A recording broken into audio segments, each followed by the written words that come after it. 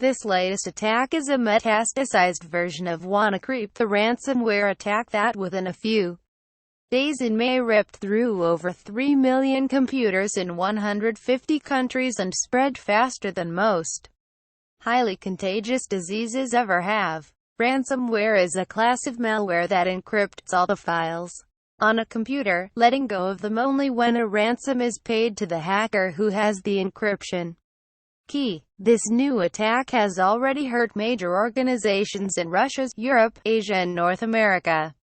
Thankfully, its spread also appears to have stalled, partly because many users have already installed software patches after WannaCry.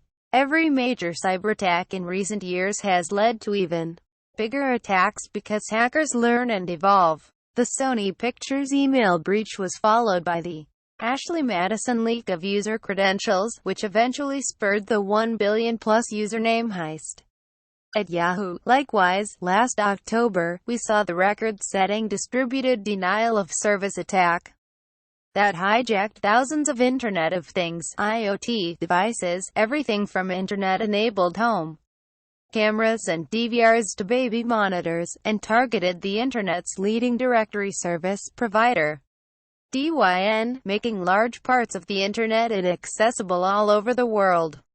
This is a likely reason we are seeing ransomware attacks, which for most of 2016 were targeting individual organizations, now turning into distributed global attacks that spread from organization to organization. In addition, hacking is becoming a more readily available and easily deployed weapon. Hackers are in high demand. Some even work for nation-states with deep pockets. Thanks to this, the malware being developed and available for rent has become even more sophisticated. Exacerbated this problem is the fact that hackers are also co-opting tools developed by the NSA and CIA with enormous capabilities, which are available on the dark web. Ultimately, we have yet to make a dent in tackling the single biggest problem in cybersecurity: users. From not installing software patches or conducting routine updates, to clicking on malicious hyperlinks and attachments in spear phishing emails, and using weak passwords on devices, regular people, all of us computer users, continue to be the conduits for most cyberattacks. And so far, the only proactive approach against this continues to be security awareness training, which people usually only get when they're affiliated with larger organizations. Not only does this leave everyone else, from small businesses to senior citizens, vulnerable, but all signs also point to a limited impact of such training even within big organizations. As a case in point, a team at the technology website Gizmodo recently sent an obviously fake spear phishing email to 15 people associated with the Trump administration. According to Gizmodo, more than half the targeted individuals clicked on the hyperlink in the email, with former FBI Director James Comey and Donald Trump advisor Newt Gingrich even responding to the email.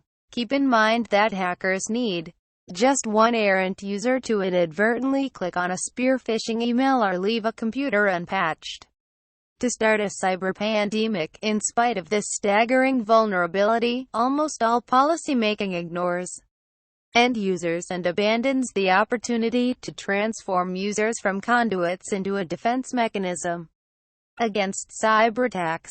Take President Trump's executive order on cybersecurity that was released last month. The order continues many of the Obama-era policies and creates accountability by holding the heads of federal agencies responsible for breaches, enforces discipline by mandating adherence to the National Institute of Standards and Technology, or NIST, cyber safety framework, and requires all federal agencies provide a risk assessment report that details their cybersecurity readiness. But nowhere is there any mention of end users, the single biggest risk to cybersecurity. Ignoring the end user is akin to putting better locks on a safe, while forgetting all the many people who have its keys. In other words, it is a huge problem. One potential solution is for federal government to task NIST, which is currently focused on technical risk, toward building a user cyber risk assessment framework that takes into account how people work, what devices they use, and their thoughts, habits, and online behaviors. This will not only help understand the weakness among users, but it also helps accurately assess risk and build safeguards. We also need to start a nationwide campaign to inform and educate everyone, from homemakers to high school students, about cyber risks. With malware capable of being ported into work from shared computers and even from travelers using free Wi-Fi terminals, it is imperative that everyone is secure. Such a campaign requires federal and state funding and local support that is aimed at empowering users to develop good cyber hygiene. This includes teaching people how to be safe online, how to use online privacy protection tools, and how to monitor, detect, and report cyberattacks. Finally, we have to better engage users in reporting attacks. In 2014, I called for a centralized cyber breach reporting system, much like the 911 emergency system we already have. Such a system is all the more important now with ransomware-type attacks, because it can serve as a point of contact for desperate victims who have merely hours to comply or face losing all their data. Additionally, with attacks spreading like contagions, having incoming reports helps law enforcement track them and could serve as an early warning system to caution others to take steps. But this again requires federal, state, and local government to recognize the need for enlisting and protecting people. WannaCry was only stopped because a vigilant researcher discovered a critical weakness in its code.